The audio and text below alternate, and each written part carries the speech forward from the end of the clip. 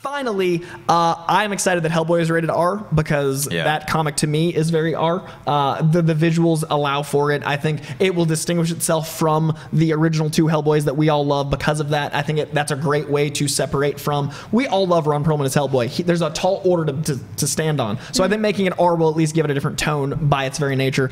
I was someone that wanted a Black Widow rated R movie because I wanted like an espionage movie.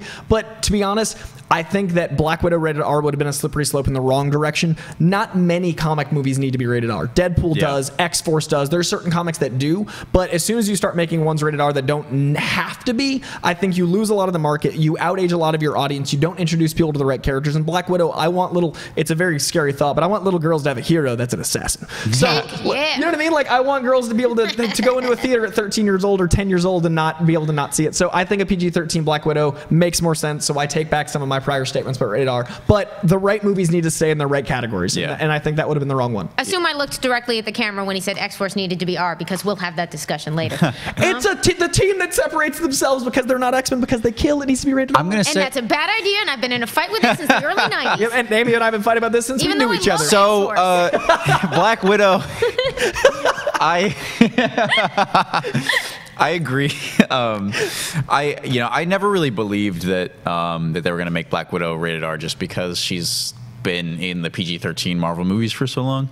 And I understand why people, especially since Deadpool, there's been such a fervor for more rated R comic book films. And I understand why, it just gives you a certain edge.